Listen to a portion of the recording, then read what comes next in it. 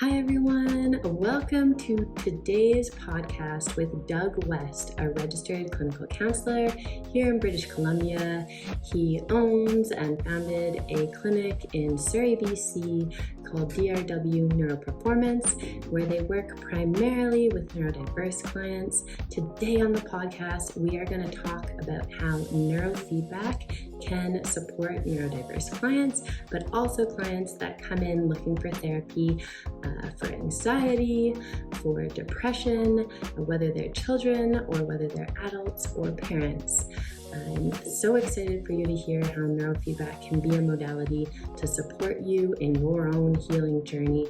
Please reach out if you have any questions. And just as a reminder for everyone listening, if you could give us a like or a follow if you are enjoying the podcast so far, it greatly helps us.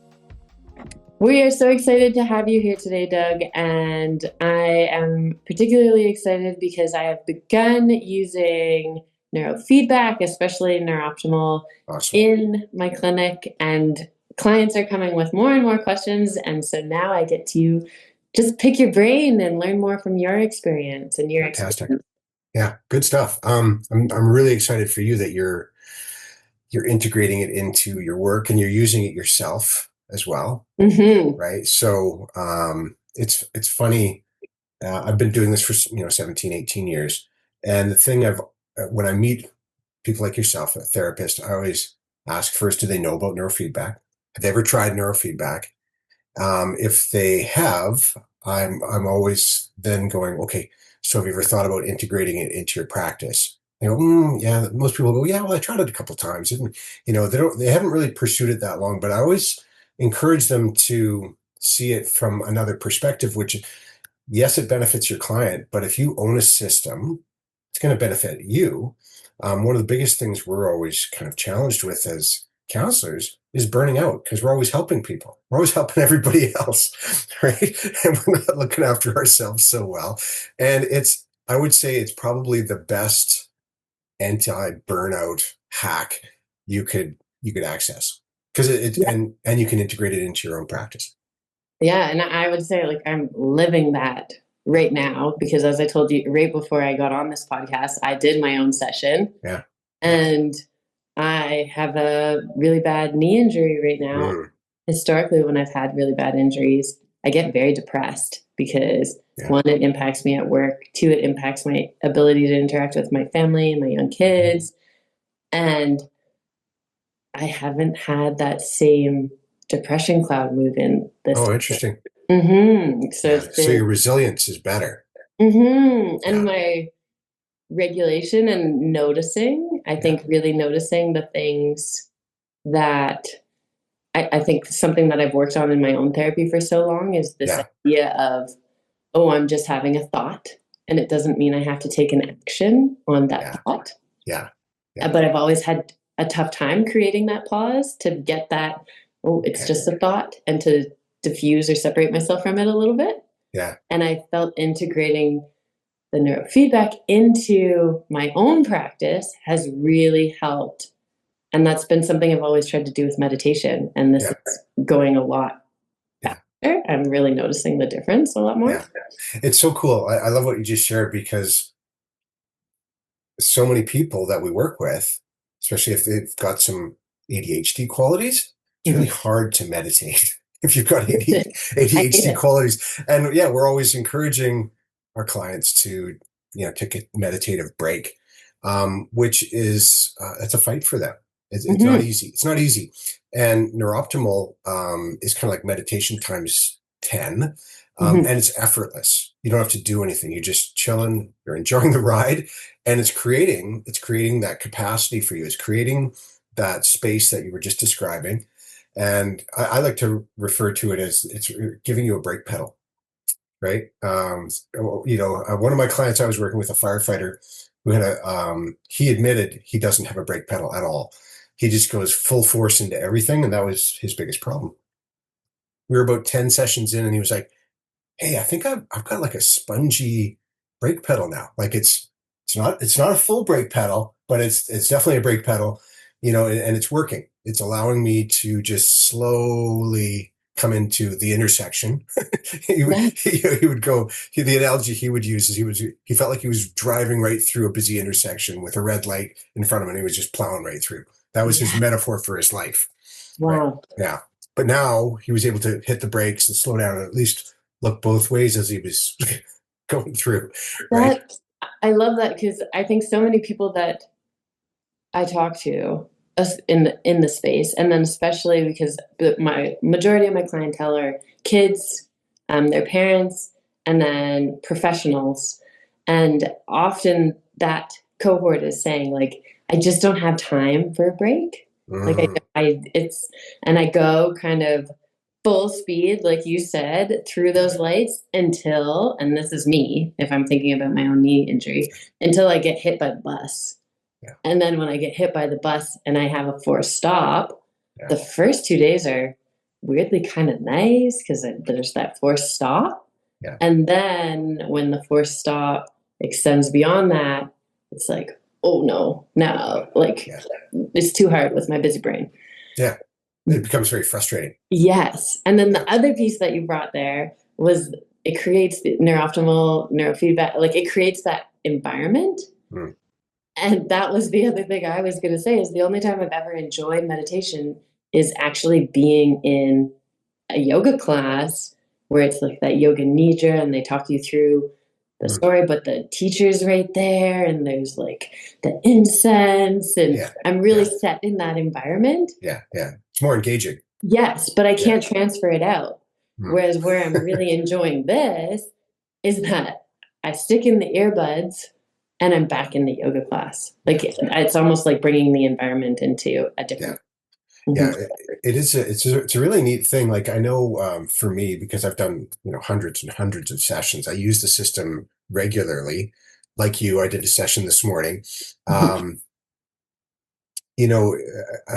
It's funny how my brain automatically, as soon as I 10 seconds into the music starting, my brain just goes, ooh. It just kind of goes, oh yeah, here we are again. Awesome. Right. And it just follows from there. Yes. And I've also noticed when I need the session, not necessarily does it have to be this session, but where I am moving to that point of being too busy and too dysregulated, and I either would benefit from doing a neurofeedback session or from going outside and taking a walk and just closing the laptop. Like, I have more awareness in that aspect of my life. I know one of the things that you invited me to talk about today was what I refer to as neurospicy people. So the neurodiverse individuals, that's sort of the population I've always worked with. So ADHD, autism, learning disabilities, heightened sensitivity, concussion survivors, trauma survivors. They all have a commonality, the common thread there. And all ages? Oh yeah, all ages. Yeah, as young as 2, as old as 92. Okay. So far, I'm open to more. They all have that common thread, highly sensitive. For a lot of neurodiverse individuals, they're born that way. They're just really, really in that heightened sensitivity place. It's not a bad thing. It's just how they are. And so my objective is always to help them understand themselves better. With concussion, it's an acquired problem, and it can manifest all sorts of different ways. Trauma, again, it could be acquired. But that's what Neurooptimal really addresses quite well. The training really allows that heightened sensitivity to be better managed.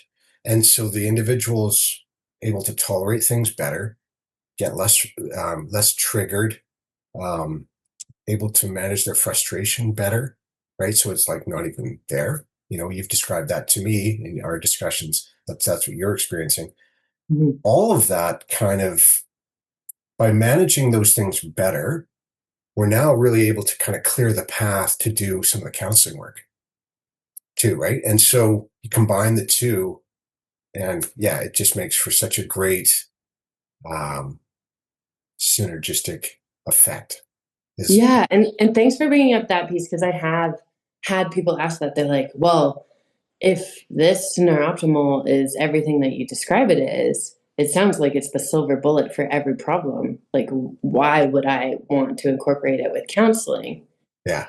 And then I like what you said there. Yeah. Like, incorporating the two together is almost, interestingly, if I find in sessions, it takes quite a long time for clients to be comfortable enough to really move into the deeper work. Yeah. And with this tool incorporated into sessions, they get the support to move to that regulated space where whatever the sensory piece is that is adding to that dysregulation is not as triggering anymore, whether that's thoughts, whether that's actual physical sensory. Or physiology. Because it's interesting. You've probably seen this already. How many clients within the, especially if they're a new client, and perhaps it's somebody who's experiencing burnout or exhaustion, stuff like that, or sleep challenges. First session, they're falling asleep in the chair, because their central nervous system is so exhausted, but they haven't really been addressing it. They haven't really been recognizing it. And they've just been pushing through despite everything, right? You put them you hook them up for Neurooptimal, and now we're getting direct training for the brain. We're bypassing the conscious brain. We're going directly to the unconscious, and we're kind of inviting the unconscious brain to just relax. And so this is why people almost fall asleep in those first sessions. Right? Well, I was telling you at the start of this call that the clients that have begun using it are saying, like, I don't want to talk to you while it's on. I just want to actually have this break. Like, this is the first time I've felt this deep rest state. I want to just be here with it. Yeah. But coming back to what you were saying earlier, why is this helpful in a therapeutic place, in the therapeutic space? When people are more present, when they're more relaxed, the defenses fall away. They're more able to talk about that stuff that, historically may have been triggering. And they feel like they can go there, and it just feels much safer for them, right? So because of that, they start to step out and talk about these difficult subjects more, right? And they kind of realize, oh, that wasn't so bad. That wasn't so bad. I was anticipating this kind of, a tightness in my chest or something, or a stomach ache, and it just doesn't happen because because their whole central nervous system is regulating better. Yeah. And talk to me about it with kids, with kid clients. How do you find people there in session? Well, can you give me a more specific question? Because I work with a pretty diverse group of young clients. Like I work with little guys, and then I work also with kids who are like 8, 9, 10, and then teenagers as well. So when you say kids, I always think like, okay, that starts at 2 and goes to almost like 25 these days, right? Be more specific with your question so I can. Okay.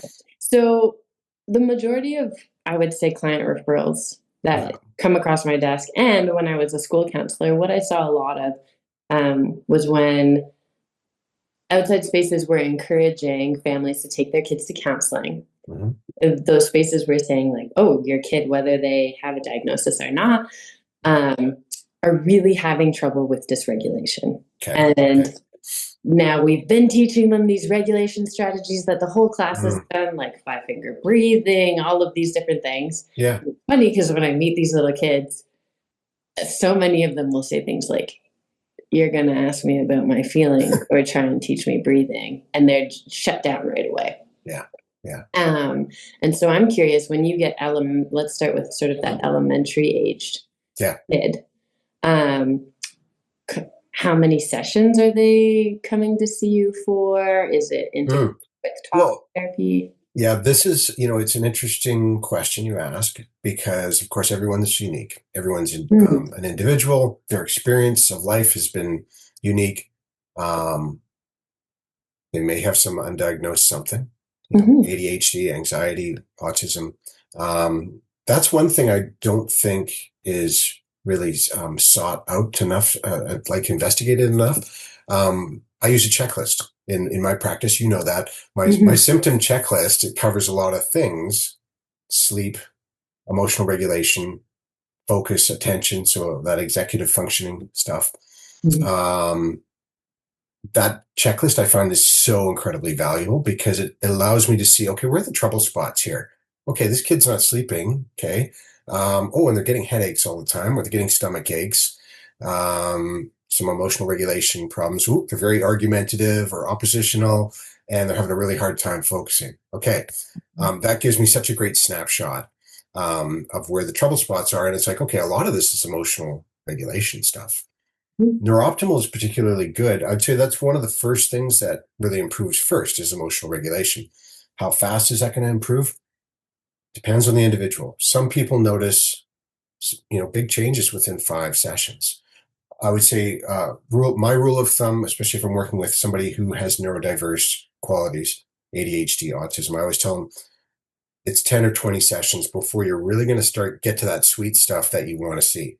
And even then, at 20 sessions, you may want to do 20 more just to kind of solidify some of those changes.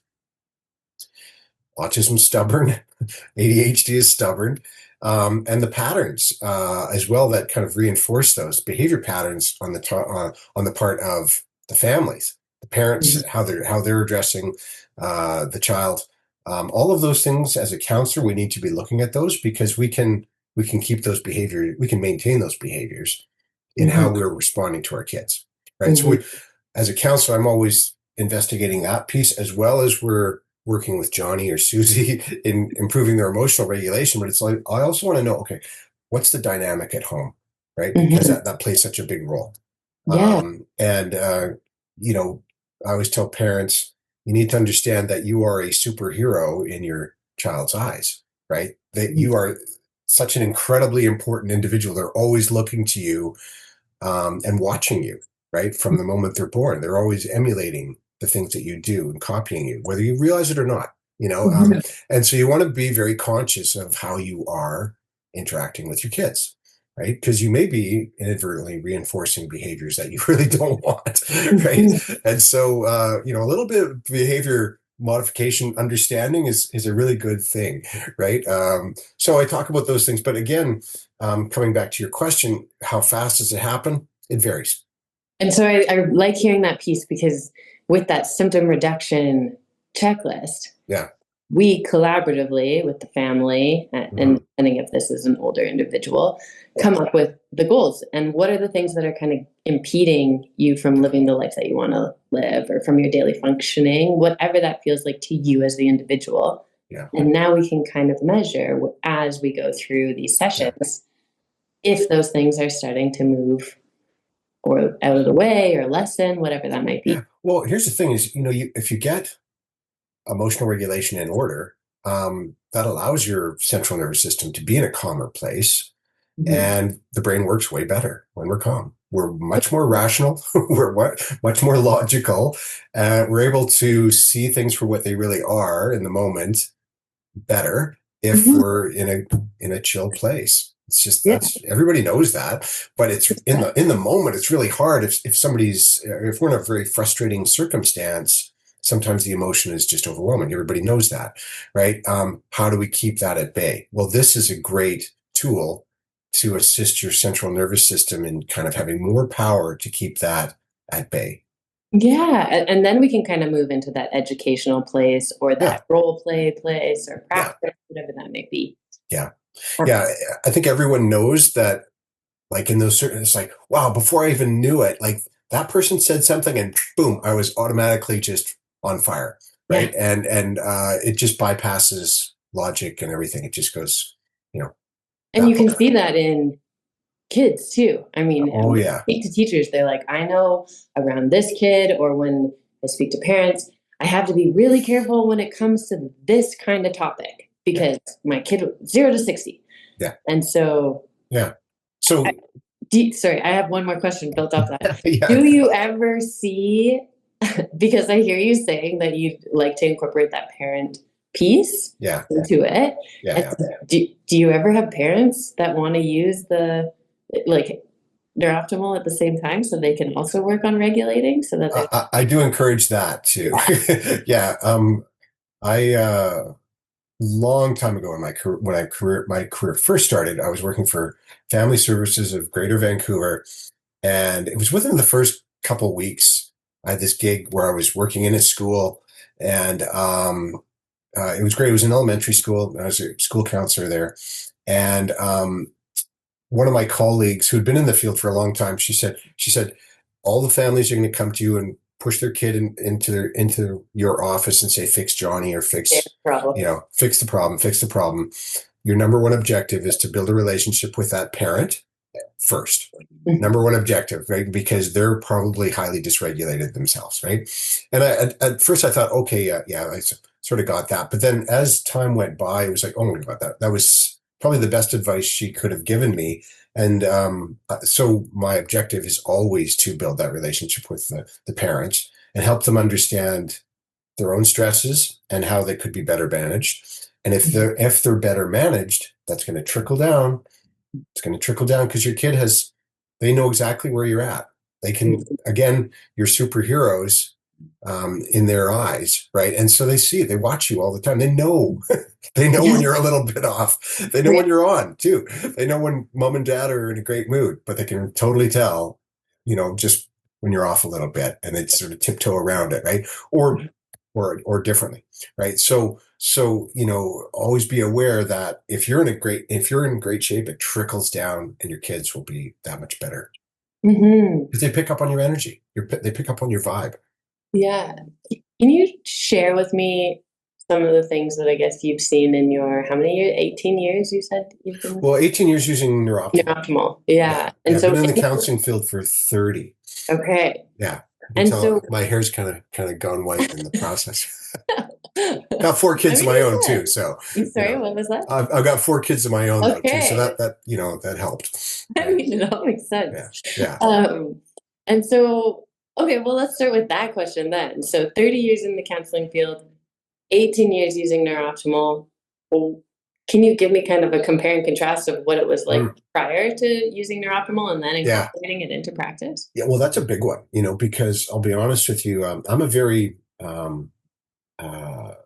results-oriented person. That's what I've learned over my career.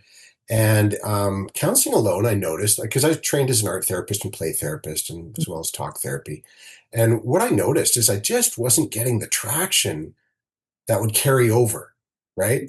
In session, great session, but was there behavioral change that was carrying over? Was the insight that somebody was gaining carrying over and allowing them to make some positive changes in their lives? I wasn't seeing it, to the point that I wanted to see it. Clients were always very gracious and say, oh, this is so, they were always very kind and thankful. But when I actually looked at it, I was not getting the changes that I wanted to see. And it was especially noticeable with neurodiverse individuals. Right? And what I realized with them is it was really hard to engage them because they're so dysregulated. They're so sensitive. And it was like, wow, how do we get that dysregulation in order? Right. So because of that was so frustrating, or I noticed I wasn't getting the sort of the results I wanted. At the time, I was working as a regional manager for a large autism service agency. And I found myself doing less counseling and more sort of guidance with families about other things they could do in order to help their kid. So I wasn't finding the one-to-one counseling. I wasn't getting the traction, right? Because of the emotional dysregulation. So in the back of my mind, I was like, man, if we could just solve that problem, right, for these guys. And I'm not talking about using meds, and because meds didn't seem to always work so well, especially with that population. I found that medications often had an adverse effect because of that heightened sensitivity. They almost were, there's a lot of negative side effects to medications. So it was like that wasn't the answer for those kids. So again, in the back of my mind, I was like, there's got to be something, right, that would work. And the universe kind of answered my call to that problem, or answered that problem for me by suddenly I got introduced to this guy who was doing neurofeedback. My actual the director at the program I was part of, he knew somebody who was doing neurofeedback, introduced him into working with some of our families who are autism families. Kids with an autistic, or families with an autistic child. And he started doing some work with them. And within a very short span of time, he was getting really some noticeable traction in that suddenly those families, which were having really difficult times, things started to just kind of simmer down and stabilize. It wasn't an overnight sensation. It was within about 6 sessions, though, there was a noticeable sort of stabilization of behavior. The child was talking back less. The child was being less oppositional. Regulation was improving, right? And so that really certainly got my curiosity going. At that point, I didn't believe that the neurofeedback was really having an effect, but then I got to know the practitioner quite well, and he said, "Oh yeah, there's tons of research behind it. It's been around for 40 years." And I was like, 40 years? What? How could that be? Anyways, long story short, what I saw happen with him and the cases he was working with was really quite dramatic. And so I thought, you know what? There's nothing else that does that for this population. And so I thought, you know what? I'm gonna take the leap. I'm gonna buy a system and start doing exactly what he does. And so that kind of caused me to shift from being a regional manager back over to doing one-to-one counseling, because now that problem had been solved. How do you get the emotional regulation in order? How do you get that heightened sensitivity in order? Well, neurofeedback. And then the counseling really starts to take hold better. This group. So it was kind of a long-winded answer, but that's what I found. And that's what I still find today is counseling becomes much more effective if that emotional stuff is better managed, allowing that individual to have more control, self-control, right? They start to know themselves better. And something you said earlier I want to come back to is their awareness of themselves and their awareness of others, boom, just starts to grow as soon as you get that emotional regulation better managed. They become more self-aware. They become more aware of how they might be affecting somebody else with their words or their tone. All of these things start to just grow, right? It's just amazing, right? And that was one thing. So kids with autism often get this. People often say, "Oh yeah, that kid's in his own little world, his own little autistic world," right? Well, I saw that stuff start to melt away, where the kid became less like that and more engaged socially, right? Again, I think what is really happening here is with the emotional regulation better managed, there's less anxiety. If there's less anxiety, you're more confident in stepping out. Right? And actually engaging with other people. Hi, how are you today? Whatever it is, especially on the playground, in elementary schools, kids want to be able to mingle, but if anxiety is holding you back, you won't. Right. So sorry. I was going to say, you brought that up, I think one of the first times that we spoke. You said, I just see this as so effective for every kid. I wish it was in the schools, or I might be misquoting you, but yeah. Yeah, that's a special project of mine that's been going on for a while. I'm still trying to get Neurooptimal in particular into the schools. Yeah, and I mean, that speaks to where you see the value of it being. And that also aligns with some of the questions that I find people have, which is, one, are there, do you ever notice kind of dangerous side effects to it? Has there ever been, or even anything? And I think that goes into, so maybe you could help me break down a little bit what exactly is happening when you're hooked up to the Neurooptimal system, and that can help kind of debunk this. The idea about debunk the idea about there possibly being side effects. And then we're trying to tweak your brain. Neurofeedback itself has a long history. There's 60 plus years, and there's a lot of different neurofeedback systems out there. Neurooptimal took a different path in terms of how neurofeedback is kind of delivered. And with Neurooptimal in particular, we've got these 5 sensors attached, 2 clips here, our ground is right here, but these are the active sensors up on top of the scalp. All these are doing is listening. They're listening to that electrical activity, your EEG. Unlike in a hospital setting, we listen to the EEG and use it for diagnostic purposes in order to assess, seizure or epilepsy. Mm-hmm. We're using your EEG here as a training tool, right? Mm-hmm. So the software is watching your EEG for 33 minutes. Mm-hmm. That's how long a standard default session is, 33 minutes. Over those 33 minutes, it's watching and it's tracking all these fluctuations in the voltage. There's going to be voltage peaks and drops throughout that. And as those occur, those little peaks and drops simultaneously, as there's a voltage drop, there's an interruption in the music simultaneously. And all that does is alert your unconscious brain, your central nervous system. It just brings it to attention, brings it into the present. Why is that important?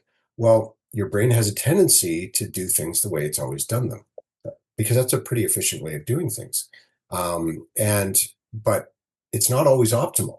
And if you are somebody who is highly dysregulated, and doing things the same old is not always the most efficient. If you're a trauma survivor and trying to free yourself from some of that that reactivity and that trigger response, we don't want to be sort of stuck in these patterns.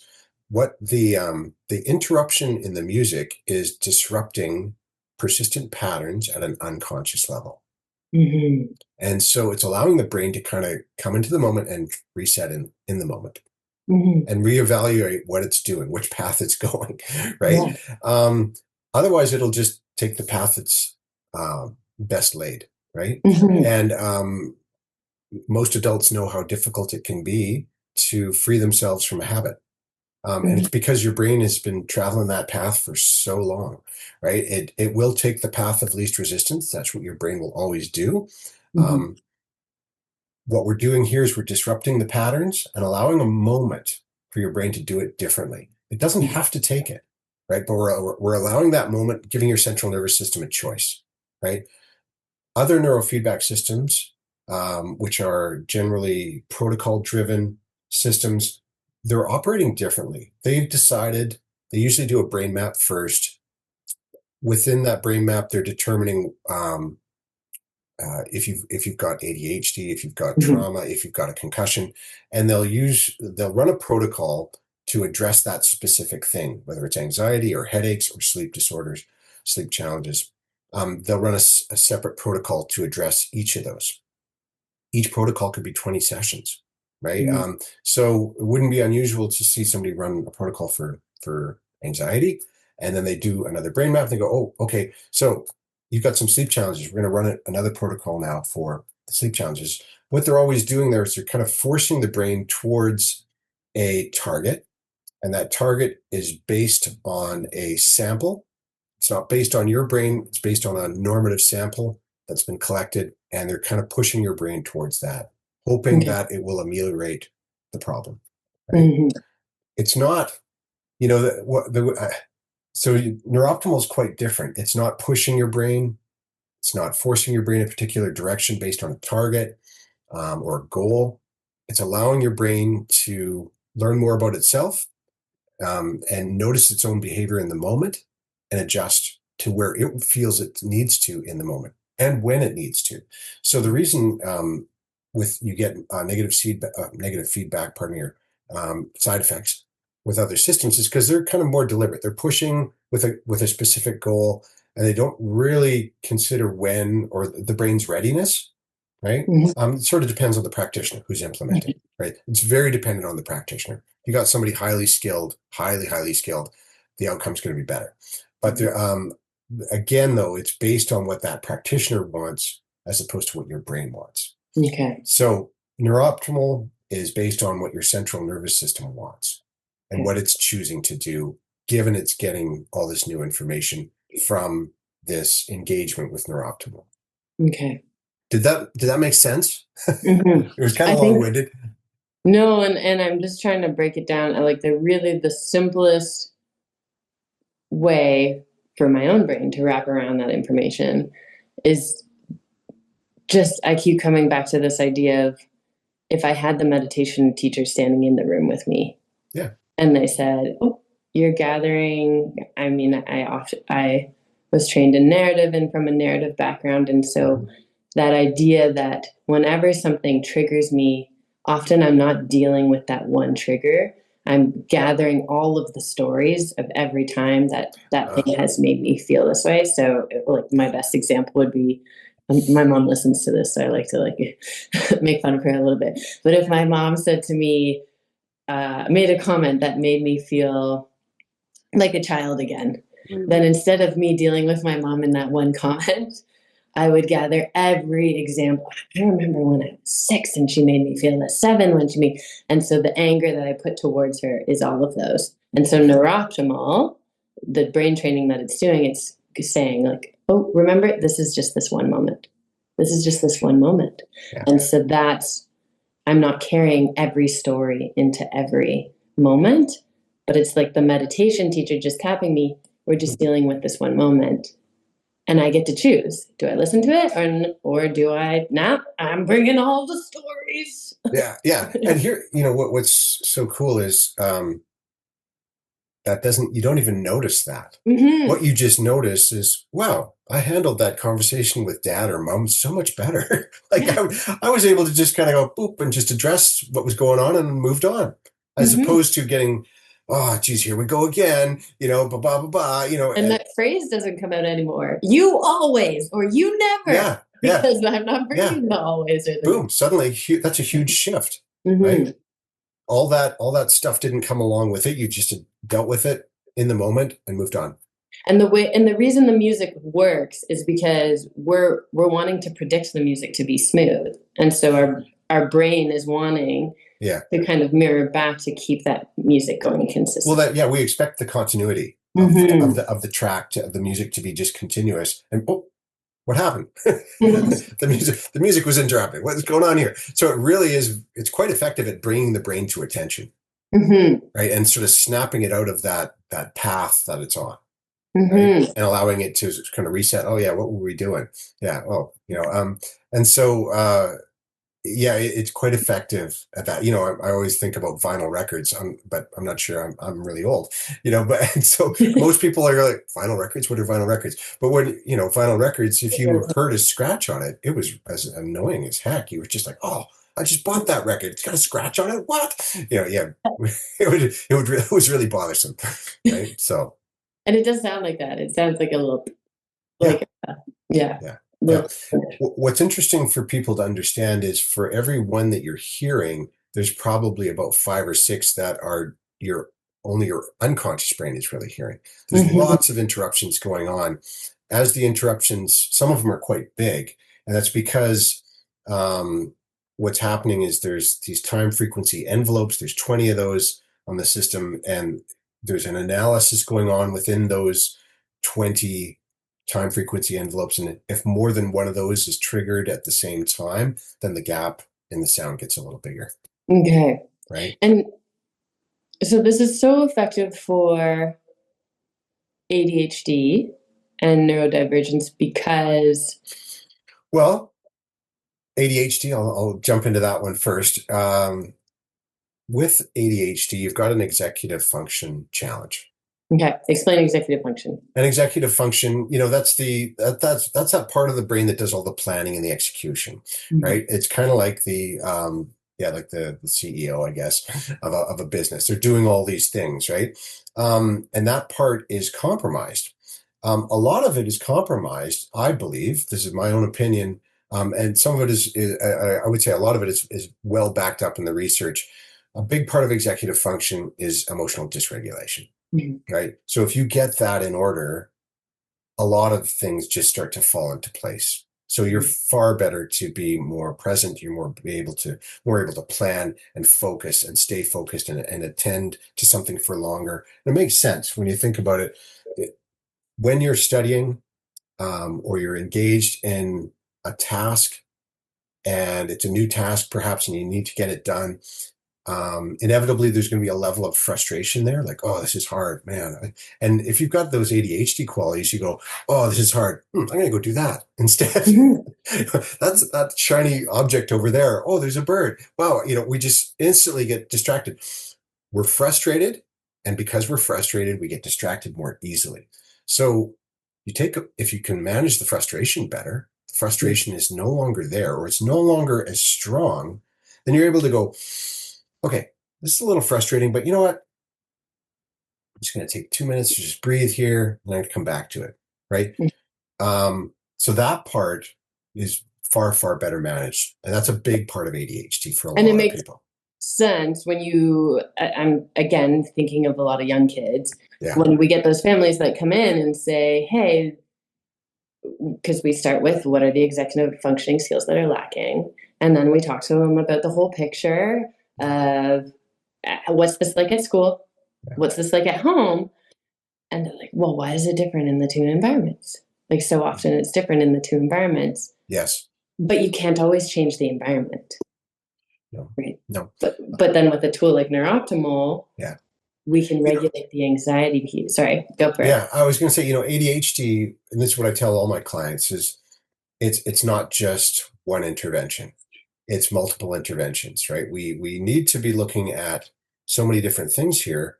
We got to get the emotional regulation in order. Mm-hmm. We want to be looking at some of your own understanding of what's going on. Mm-hmm. And if there's parents involved, how are the parents managing you? How are they mm-hmm. guiding you? Many aspects to it, right? And if we can adjust all of those levels, get the emotional regulation in order, improve the parenting strategies, and also increase that individual's self-awareness of how they're responding in the moment and giving them other strategies, then you're going to see some really positive gains. Okay. Mm-hmm. There was something I was going to talk about. It just slipped out of my mind related to ADHD.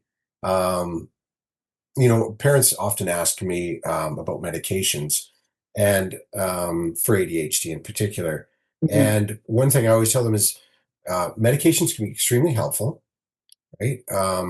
But they're not going to fix everything. So if you've got this idea that I just need to give Johnny a pill and everything's going to be good, that isn't going to happen. You still need to do those pieces, which are, perhaps some behavioral strategy change in the mm-hmm. terms of the parenting. That individual still needs to learn that self-awareness. The thing to understand about the medication is it's going to be assistive in helping them self-manage some of those symptoms, right? Whether it's distraction, focus, emotional regulation, it's going to be assistive. They're still going to have to do it, though. What do I mean by assistive? Well, it's kind of like those floaties that we use in the pool, the noodles, right? Mm-hmm. That doesn't help you swim, or it doesn't mm-hmm. cause you to swim. It just assists you in learning how to swim, right? Mm-hmm. That's the best way to think about the meds, right? If you still need to learn how to swim, you can use, but the meds that kind of act like that noodle. Okay. It's not going to fix all the problem. Definitely not. Have you ever had a client that has been on meds and then started Neuroptimal and then decided to stop? Yeah. Yeah, that's something, I'm not trained in medicine. I'm a registered clinical counselor. I always tell people, if you're going to adjust your meds, do that in conjunction with your doctor, but let's really make sure we're in a place where you can do that. Right. Mm-hmm. So let's track your symptoms, mm-hmm. right? Emotional regulation improvement was the goal. You've made some huge gains there. Let's manage that. Let's move the meds down a little bit, again, in consultation with your doctor. If he's good mm-hmm. with it, well, let's try it out and see how it goes. I have had a lot of clients do that. Yeah. And I think that symptom reduction checklist is very nice because that can transfer with them from doctor to clinical counselor and possibly to student services at school if they're getting that sort of support. Mm-hmm. Yeah. Again, I was going to talk more about the doctor aspect, but I won't. So we'll edit that piece out. Well, can you talk to me a little bit about individuals and kids with autism diagnoses and what you see with them when they start using Neuroptimal? Yeah, I would say this, one thing I rely on a lot is self-reports, parents telling me what they're seeing. Yeah. So not unusual for parents to say things like, wow, he seems to be responding much quicker. I'll call him for dinner and he'll come to the table the first time. Mm-hmm. It used to be like, I would call him 5-6 times. I used to tap him on the shoulder and then he would come, right? Because they get it so hyper-focused. So again, their awareness has improved. Mm-hmm. They're more aware of others. less kind of hyper focusing. Huge improvements in emotional regulation. Emotional regulation, dysregulation is a big piece of autism for a lot of clients, not all, but when we say emotional, I'm just thinking of someone listening. When you're saying emotional dysregulation, what do I mean? Can you give me an example of what you mean? Sure. Chronic meltdowns, the little tantrums that we see, or big tantrums that we see. And it's not just that, it's also like the intensity of it and the duration of it, and how frequently it's happened. So when I first started doing this, that was the thing that just blew my mind. With Neurooptimal, I was like, oh man, this is so cool. Like, we're seeing the frequency of the meltdowns drop significantly, like 50%. And also the intensity. It was a 10 out of 10 every time, like the intensity. Now it's a 5, right? And it's still happening, but it's a 5. And it's not happening as often. So it used to be, tantrums every day, 2 or 3 times a day, right? Now it's happening 2 or 3 times a week. Wow. That's a huge improvement. And that can make a massive difference in the, the sort of the feel of the household, for everyone else. Yeah, and our own child's sense of belonging. Yeah. So I'm always looking at those aspects, the duration, intensity, and frequency of the symptom. So if it's anxiety, we're watching, or frustration, headaches, panic, stomach aches. Actually, it's funny. I'm thinking about an individual. He's in grade 12 now, autism. And when he first started coming here, grade 11, he was so debilitated by his stomach aches. And within about 5 sessions, the stomach aches really started to drop. They weren't happening half as much. And then by 10 sessions, they just weren't happening. Right. And what a massive difference it made for this individual. He started attending school regularly, because the biggest problem the mom had with her son at that point is very smart kid, but he wasn't attending school because of anxiety and tummy aches. Right. And so his grade 12 year, his attendance was dramatically improved. And he had probably the best year he'd ever had in school, because his anxiety was it was so much better managed. Really happy kid, whereas before he was really kind of timid. And he was so funny too. Like his sense of humor really emerged as well. It's just like his whole personality started to just blossom. It was amazing. Yeah. And, quite honestly, the biggest thing that we were doing there was just, we would see him every Saturday. We probably did about 20, 30 sessions for him over time, right? Okay. Over time, right? We would see him usually once a week. And I guess that's the thing that I really want to stress to people is, Neurooptimal, as simple as it kind of seems. You just got these earbuds in, you've got these sensors on, and you're just listening to music.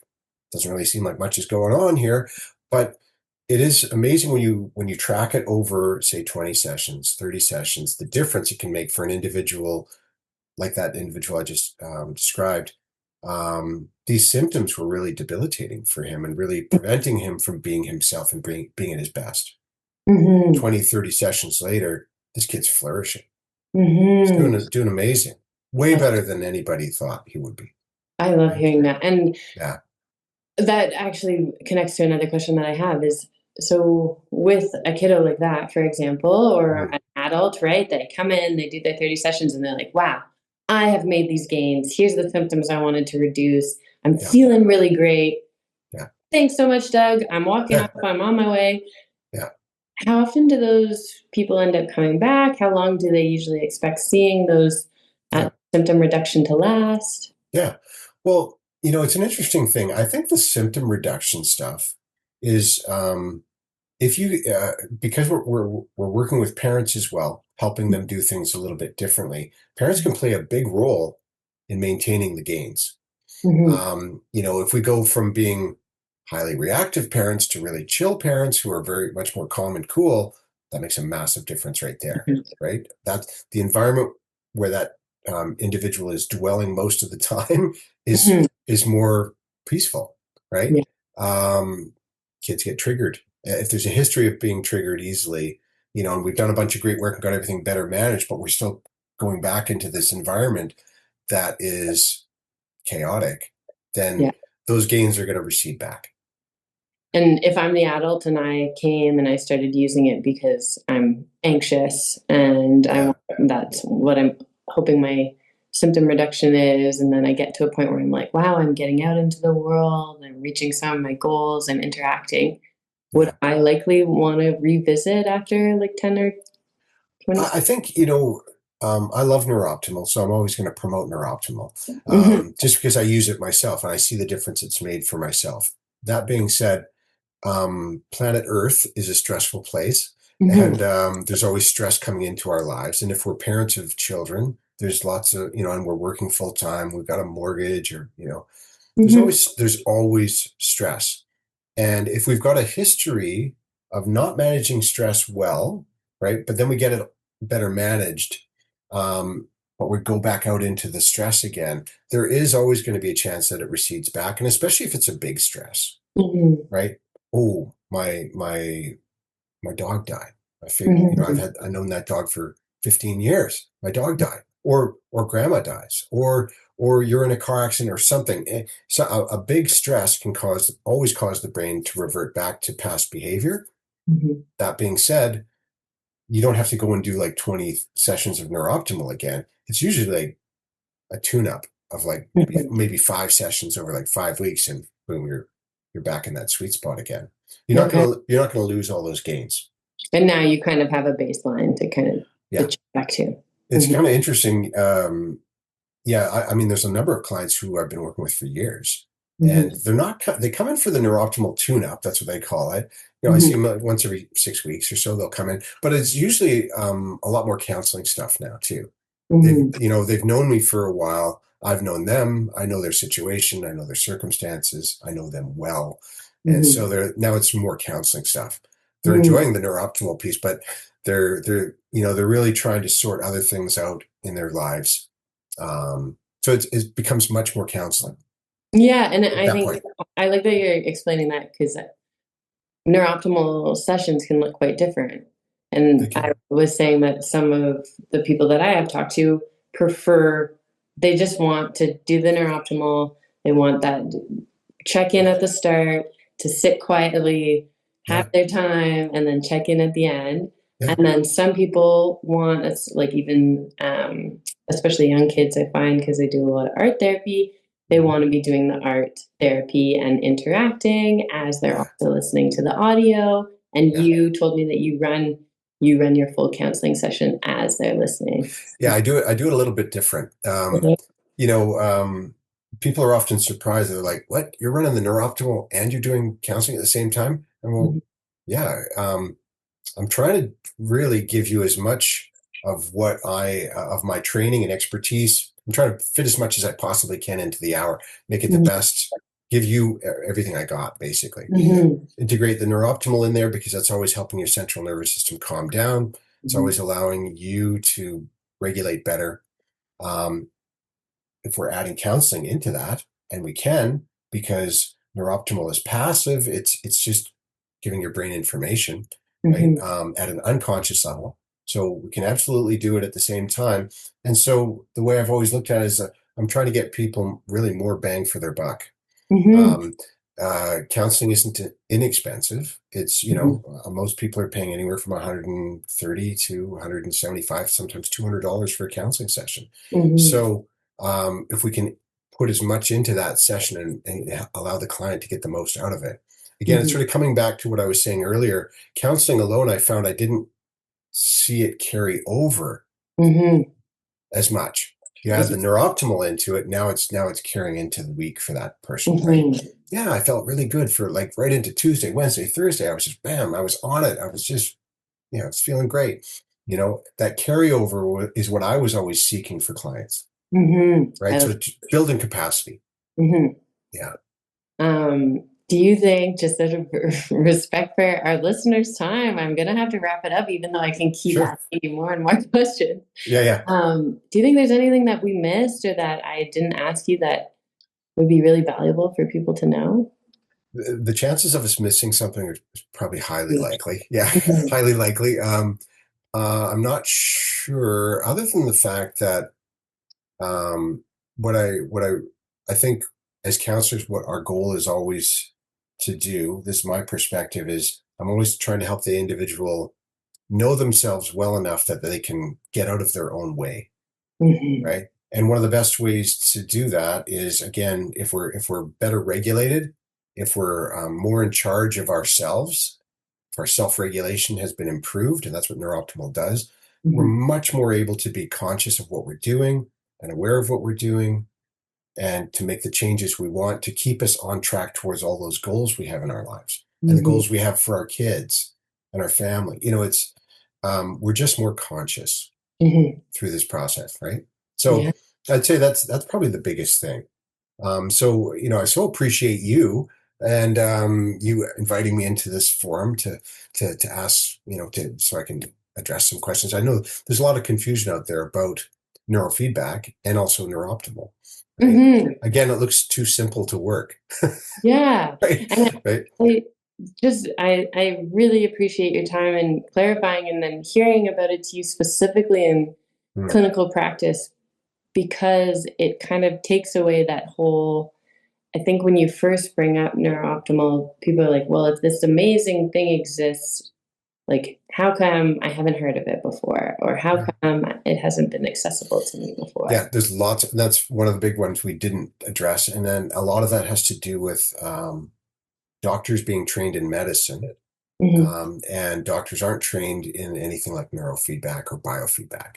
Hmm. It's just not part of medical training. They're trained in pharmacology and the management of pharmacology, right? That's their go-to. That's Hmm. that. A friend of mine is a doctor, and he explained it to me. He said, they generally don't step outside of where their training lies, right? Hmm. Because they don't want to set themselves up for trouble. They don't want to get sued. They don't want to malpractice, problem. They'll stay in their lane. This is what I'm trained in. I'm trained in pharmacology. That's what I dispense and recommend, right? Yeah. Some doctors step outside of that. My personal doctor has stepped outside of that. He's gained information and training in neurofeedback, so he refers clients to me. Hmm. And he understands what its benefits are. He's more of I would say he's more an integrative practitioner Hmm. than a typical medical doctor. Okay. Yeah, he pulls from from naturopathic medicine and all these other sources. So Great. he prescribes yoga to me and relaxation and hot baths as opposed to anxiety meds or something like that, right? Yeah. He's a funny guy. So Well, and then I think, I mean, I grew up with a physio as a mom, and I mhm, often, when I was young, helping at her clinic as I got older and was in university. And mhm, it was just normal practice for physios to integrate different modalities into their work, whether yeah, that was stim units, ultrasound, etc. yeah, yeah, And yeah, yeah. so it just makes sense to me that within every healthcare profession, we are Mhm, able to integrate different modalities to yeah, add benefit to our clients. yeah, yeah. I think my goal really is that people eventually kind of fire me. They don't need me because they're flying. You Yeah, know, that's my goal as a counselor and as a parent. I want yeah, to work myself out of a job. yeah, yeah. Mhm. So, yeah, that's basically what I would say is very true of how I practice. Mhm. I always tell people, 'cause they'll ask, "Oh, when should I come back?" And so you're in the driver's seat. When Mhm. you feel you want to, reserve your next session, just let me know. You can do Mhm. that through the Jane app or whatever. Right? Yeah. Self schedule. So yeah, Okay. it's easy. Yeah, I love Yeah, it. yeah, yeah. Well, thank you so much, Doug. I'm sure that people will ask more questions, and then I'll have to bug you to do another one, follow up I with me. love it. I love doing it. Where I started was I think every therapist should have this in their practice, and I firmly believe that it's just such a great tool for your clients and also a great Feel tool free. for you as a therapist to keep you just at your best, right? Yeah. Because Especially if you have to ask. people are paying top dollar for you to be on, right? Mhm. So this is a great way to keep that. Yeah, and to not carry everyone's stories with you, and to feel, and when you're intimidated, to have a talk, like a podcast talk, to regulate yourself before you do it. Yeah. Okay. All Thank right. you so much. Thank you, Doug, and thanks everyone for listening. Much appreciated. Thank you for listening to Camp Conversations today. Just a reminder, if you have questions for us or guests to suggest, you can reach us at info@campmentalhealth.com. If you want to explore our coaching, our workshops, or any other resources or supports that we have for you, you can find all of our information at www.campmentalhealth.com.